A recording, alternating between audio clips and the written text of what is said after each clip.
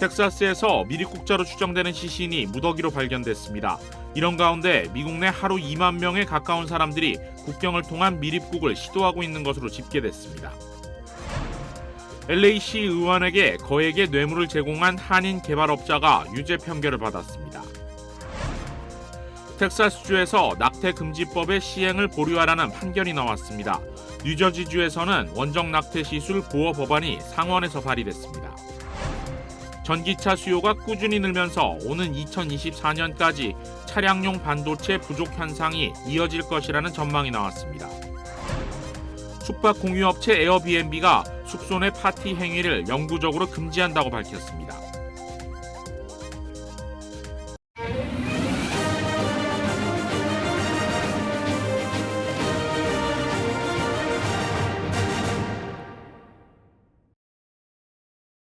시청자 여러분 안녕하십니까? KBS 아메리칸 뉴스입니다. 주차된 트레일러에서 미립국자 시신이 무더기로 발견됐습니다. 폭염 속 탈수 증세로 집단 사망에 이른 것으로 분석됩니다. 보도에 박시몬 기자입니다. 텍사스 남부 지역에서 미립국자들로 추정되는 시신이 발견됐습니다. 어제 오후 5시 50분쯤 트레일러가 발견된 주차장 인근의 한 건물에서 일하는 노동자가 경찰에 전화를 걸어 도움을 요청했습니다. 신고를 받고 출동한 경찰은 해당 트레일러에서 46구의 시신들과 어린이 4명을 포함한 16명의 부상자를 확인했습니다. A worker who works in one of the buildings up here behind me heard a cry for help, came out to investigate, found a trailer with the doors partially open, opened them up to take a look, and found a number of deceased individuals inside. 트레일러 내에는 식수를 전혀 볼 수 없는 환경으로 질식과 탈수가 이들을 죽음으로 몰고 간 것으로 보입니다. 시신을 제외한 부상자들은 탈수 증상과 함께 몸을 만질 수 없을 정도로 뜨거운 상태였습니다. 구조대원들은 이들을 인근 병원으로 옮겼으나 병원에서 5명이 눈을 감아 사망자는 51명으로 늘어났습니다. 지역 경찰은 멕시코로부터 미립국을 시도하는 과정에서 일어난 일이라고 추정하고 운전자를 포함한 3명을 연행했으며 인신매매에 무게를 두고 연방기관에 조사를 넘겼습니다. We have 3 people in custody. We don't know if they are absolutely connected to this or not. This investigation has been turned over to HSI. It is now a federal investigation. 현재까지 확인된 사망자들의 국적은 멕시코 22명, 과테말라 7명, 온두라스 2명으로 집계되고 있습니다. KBS 뉴스 박시몬입니다. 이번 참사를 불러일으킨 국경 미립국 행위가 점차 늘고 있는 것으로 조사됐습니다. 바이든 대통령은 이번 사고를 두고 가슴 아픈 일이라고 언급했습니다. 세관 국경보호국에 따르면 하루 18,000여 명 이상이 국경을 통한 미립국을 시도하고 있습니다. 멕시코와 인접한 텍사스주와 캘리포니아주의 국경지대를 통해 미립국이 이뤄지는데 그 숫자는 점차 늘고 있는 추세입니다. 세관 국경보호국은 지난 2018년 97만 명이 미립국을 시도했으며 2020년 45만 명으로 줄었다 지난해인 2021년 170만 명까지 늘었다고 밝혔습니다. 올해는 벌써 150만 명이 국경을 통한 미립국을 시도했는데 앞으로 희생자가 더 늘 것이라는 전망이 나오고 있는 이유입니다. 워싱턴 포스트는 불법 이민자에게 무관용 정책으로 일관한 트럼프 전 대통령과 달리 바이든 대통령이 포용 정책을 적용하며 미립국자가 더 늘어난 것으로 풀이된다고 분석했습니다. 한편 바이든 대통령은 이번 사고 소식을 접한 뒤 매우 가슴 아픈 일이라고 언급했습니다. 연방수사국 FBI가 아시안 커뮤니티를 대상으로 한 범죄 위험성을 경고했습니다. 뉴욕 KBTV 김은지 기자가 보도합니다. FBI 뉴요크 현장사무소의 마이크 라타 특별감독관은 아시아계 미국인들이 정교한 범죄 집단의 표적이 되고 있다며 강도 높은 범죄를 당할 위험이 있다고 경고했습니다. 라타 감독관은 이 범죄자들이 아시안이 운영하는 사업체들을 시간을 두고 깊게 관찰한다고 말했습니다. 업소가 문을 여는 시간과 닫는 시간은 물론 그들이 어디에 사는지 또 다른 직장은 어디에 있는지 등을 알기 위해 뒤따라가 감시하면서 범죄 표적으로 삼은 그들의 삶의 패턴을 파악해 언제 강도를 저지를지 계획을 세운다는 것입니다. 그리고 이러한 감시와 계산이 끝나면 집단이 움직여 막대한 규모의 범죄를 저지릅니다. 라타 감독관은 이들의 치밀한 범행 계획은 단순한 사기꾼 집단이 아닌 마치 법 집행기관이 하는 것처럼 표적을 감시해 아주 정교한 범죄를 저지르고 경찰로부터 적발될 가능성까지 줄이는 최선의 방법을 계산하고 있다고 말했습니다. FBI는 뉴저지 내 이러한 범죄 집단은 많을 것으로 추정되는데 이들이 범죄 표적으로 아시안을 고집하는 이유는 아시안들이 집에 현금을 보관하고 있다는 믿음이 있기 때문이라고 말했습니다. FBI는 아시안을 상대로 한 치밀하고 정교한 강도 범죄가 최근 3년 동안 더 빈번해졌다며 돈과 기중품은 은행에 보관하는 것을 고려하고 집 근처에 CCTV와 자동차 번호판을 추적하기 위한 라이센스 판독기 장치를 구입할 것도 권장했습니다. 또 이상하거나 조금이라도 의심스러운 것은 지역 경찰에 보고할 것을 당부했습니다. KBTV 뉴스 김은지입니다. LA 시의원에게 거액의 뇌물을 건넨 한인 개발업자가 유죄 판결을 받았습니다. 윤범수 기자가 취재했습니다. 지난 2016년 다운타운의 주상복합 건물 개발을 추진하던 한인 부동산 개발업자 데이빗 이 씨. 노동단체의 반대로 인허가 절차가 난항을 겪자 또 다른 한인 브로커 저스틴 김 씨를 통해 호세 후이자 당시 LA 시의원과 접촉했습니다. 당시 도시개발계획 소위원회 위원장으로서 각종 인허가에 막강한 영향력을 행사하고 있던 후이자 시의원 측은 대가 없이 인허가를 내줄 수 없다며 금전적 이득을 요구했습니다. In 2017, after several months of bribe negotiations, Lee provided cash totaling $500,000 to Kim to deliver to Huizar and Esparza, including in a liquor box.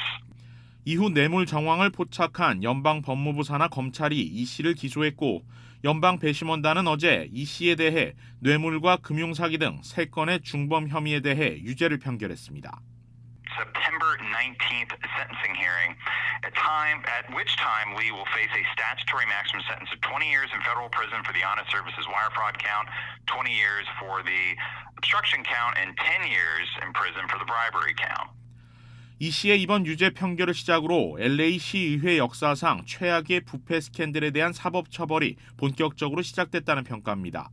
앞서 뇌물 공여 혐의에 가담했던 브로커 저스틴 김 씨와 후이자 시의원의 공보관 역시 지난 2020년 유죄를 인정했고 오는 9월 최종 선고를 기다리고 있습니다. 그리고 이 모든 스캔들의 중심에 있는 호세 후이자 전 LA 시의원은 자신과 연루된 사람들이 줄줄이 유죄 판결을 받으면서 역시 사법 처벌을 피할 수 없게 될 전망입니다. 후이자 전 LA 시의원에 대한 재판은 내년 2월 21일에 열릴 예정입니다. KBS 뉴스 윤범수입니다. 대표적인 보수 진영 중 하나인 텍사스주에서 낙태 금지법의 시행을 보류하라는 판결이 나왔습니다.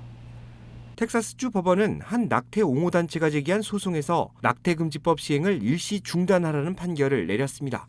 텍사스주 법원의 판결은 기존의 관념을 뛰어넘은 것으로 평가되고 있습니다. 텍사스주는 이른바 보수 아성 지역으로 통하는데 임신 6주 이후의 낙태를 금지하는 등 가장 강력한 낙태 제한 정책을 고집하던 주였기 때문입니다. 이러한 형태의 소송은 법안 시행을 일시적으로 늦추는 데 도움이 됩니다. 하지만 근본적인 해결책은 되지 못하고 있다는 비판의 목소리도 나오고 있습니다. 텍사스주 법원의 이번 판결로 낙태금지법 시행에 대한 반대 시위는 더욱 확대될 것으로 보입니다. 뉴저지주 상원에서 원정 낙태를 위해 뉴저지에 오는 사람들을 보호하기 위한 법안이 발의됐습니다. 제휴사 뉴욕 KBTV 전상희 기자가 취재했습니다. 주 상원에서 발의된 두 가지 법안은 뉴저지에서 낙태 시술을 받았거나 시술을 행했다는 이유로 해당 주 당국으로부터 기소를 당한 타주 주민들에 대한 당국의 인도 요청에 협조하지 않을 권리 보장과 이들 피소 주민들의 항소권까지 보장하는 내용을 담고 있습니다. 현재까지 낙태권을 합법적으로 보장하는 주는 뉴저지를 포함해 24개 주에 달합니다. 그러나 나머지 주들은 낙태를 법적으로 용인하지 않을 뿐 아니라 텍사스와 오클라호마주의 경우 낙태 시술을 받은 환자는 물론 시술을 행한 의료인들을 고소할 수 있는 시민 현상금 제도까지 운영되고 있는 상황입니다. 뉴저지주 의회에서 발의된 해당 법안들이 통과되면 텍사스와 오클라호마 등 낙태를 불법화한 지역의 주민들이 뉴저지에서 낙태 시술을 받거나 시술을 행하더라도 보호를 받을 수 있는 법적인 기초가 마련될 것으로 보입니다. 나이아길 주 상원의원은 이번 판결을 계기로 본격적인 법제화에 박차를 가하기 위해 조속한 청문회 개최를 요청한다고 밝혔습니다. 길 의원은 연방 대법의 이번 판결은 그동안 당연하게 여겼던 권리들을 빼앗길 수도 있다는 본격적인 신호라며 이를 지켜내기 위해 최선을 다하겠다는 입장을 밝혔습니다.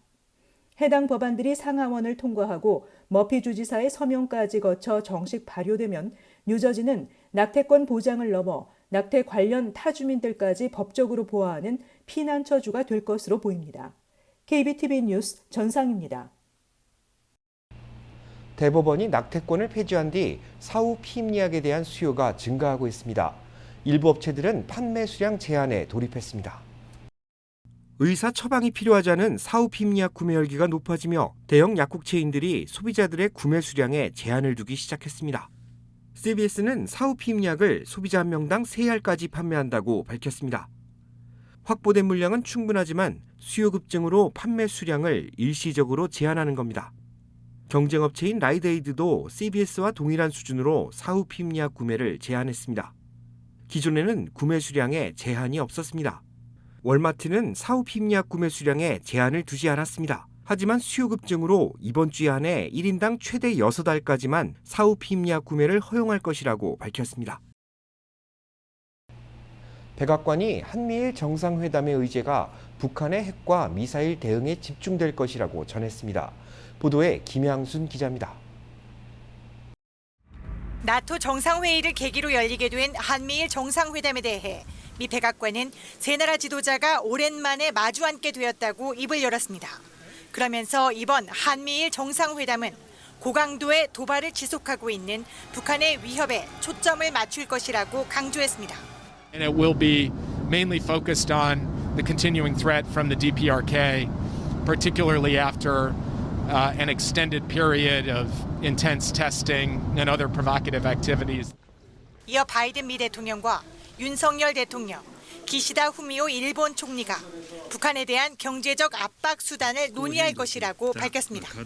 북한이 올 들어서만 31발의 미사일 시험 발사를 한 데 이어 7차 핵실험 우려가 제기되는 상황에서 핵과 미사일 프로그램에 사용되는 북한의 자금줄을 끊겠다는 겁니다. 구체적으로는 제닛 옐런 미 재무부 장관이 다음 달 한국을 방문해 한국 재무당국과 추가 대북 제재를 실질적으로 협의할 것이라고 말했습니다. Because North Korea adjusts its methods of acquiring revenue constantly. And so we need to constantly be looking for ways to cut off those new sources of revenue. 미 백악관의 이와 함께 서방의 군사 동맹인 나토가 새로운 전략 개념으로 명시한 중국의 도전에 대한 논의도 한미일 정상회담의 의제가 될 것이라고 덧붙였습니다. 워싱턴에서 KBS 뉴스 김양순입니다.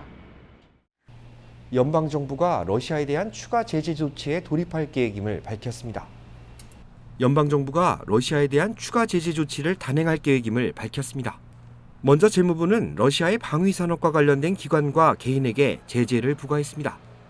전쟁에 추가적인 장애를 주기 위한 조치인데 제재 대상에는 러시아 국영방산업체 로스텍과 항공기 제작사가 올랐습니다. 러시아산 금 수입도 금지됩니다. 러시아는 세계 금 생산량의 10% 정도를 채굴하고 있습니다.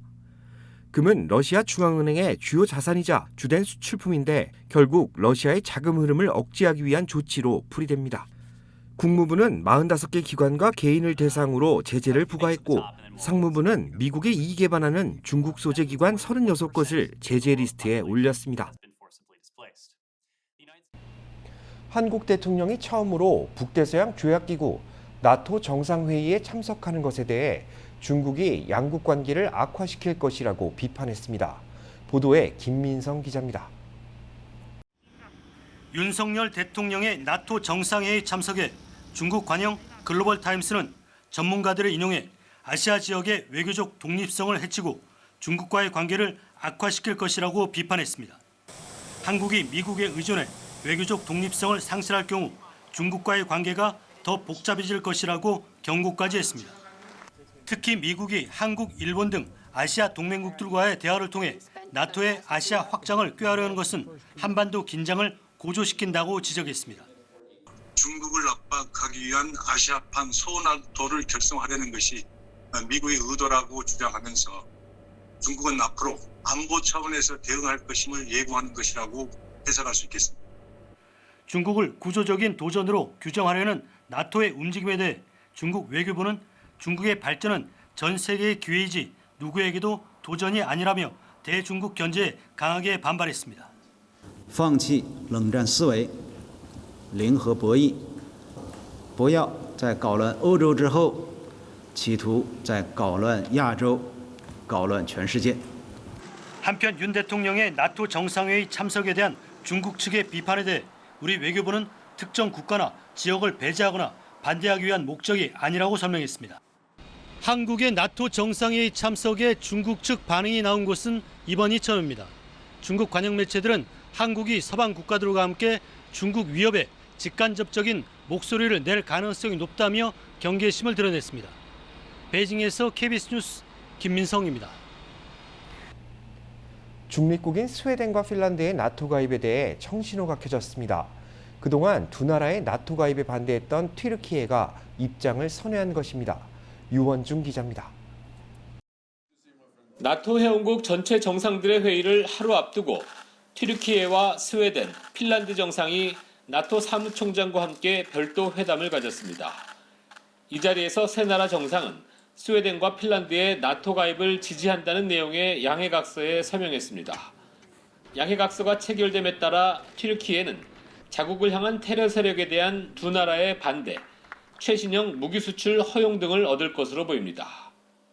Turkey, Finland and Sweden have signed a memorandum that addresses Turkey's concerns, including around arms exports and the fight against terrorism. 스웨덴과 핀란드는 70여 년 이상 군사적 중립국을 유지해왔지만 러시아의 우크라이나 침공 이후 나토 가입을 추진했습니다. 그러나 반튀르키예 쿠르드 노동자당을 스웨덴과 핀란드가 지원하고 있다며 튀르키예가 나토 가입을 반대하면서 두 나라는 난처한 입장에 처했습니다. 튀르키예가 반대 입장을 접음에 따라 곧 열릴 전체 회원국 정상회의에서 두 나라의 나토 가입이 결정될 가능성이 커졌습니다. 스웨덴과 핀란드의 나토 가입은 우크라이나와 전쟁을 치르고 있는 러시아 입장에선 뼈아픈 정치적 실패로 기록될 수 있습니다. 스웨덴과 핀란드를 얻게 될 나토 정상회의는 러시아에 대한 군사적 대응력을 빠르게 높일 것으로 보입니다.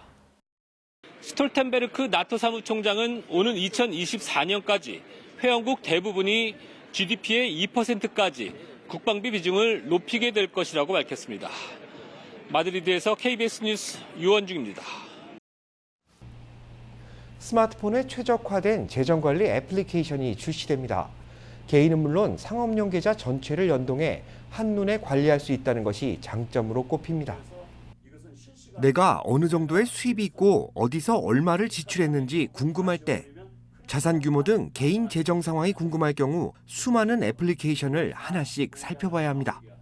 자료를 하나로 취합하고 관리하는데 시간과 노력은 필수입니다. 한 한인 개발업체가 내 손안에 똑똑한 재정관리사를 목표로 스마트폰에 최적화된 신개념 애플리케이션을 출시했습니다. 사용하고 있는 모든 은행 계좌를 한눈에 볼 수 있고 어디서 얼마가 지출됐는지 손쉽게 확인할 수 있습니다. 나의 수입과 지출 내역을 넘어 사업체 계좌를 등록해 사용하는 것도 가능합니다. 비즈니스 프로파일하고 개인 프로파일, 즉 비즈니스용과 개인용을 한 앱에서 다 해결할 수 있다는 점하고, 그다음에 비즈니스를 한 개만 커버할 수 있는 것이 아니라 비즈니스를 필요한 만큼 5개든 10개든 언리미티드 커버해 줄 수 있다는 것이 가장 큰 차별화 중에 하나입니다. 비시파이 안병찬 대표는 30년 이상 회계 업무를 보면서 재정관리 통합 애플리케이션의 필요성을 느껴 직접 개발을 진행했다고 밝혔습니다.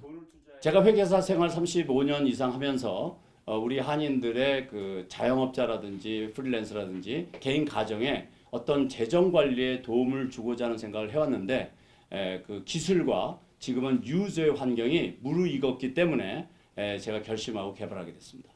애플리케이션 개발에는 다수의 업체가 참여했습니다. 개인 사용자들에게는 맞춤형 가계부를 제공하며 사업자들에게는 업체 전반의 입출금 내역 확인과 재정 흐름을 안내합니다. BCFI는 국내 5천여 개 금융사들과 연동됩니다. 개발사 측은 송금 기능이 없기 때문에 금융사고가 발생할 일은 없다고 강조했습니다. BCFI는 독립기념일인 7월 4일 공식 출시되며 애플 앱스토어와 구글 플레이스토어에서 무료로 다운받을 수 있습니다. 8월 말까지는 무료 체험 서비스가 진행되는데 그 이후에는 구독 서비스로 전환될 예정입니다.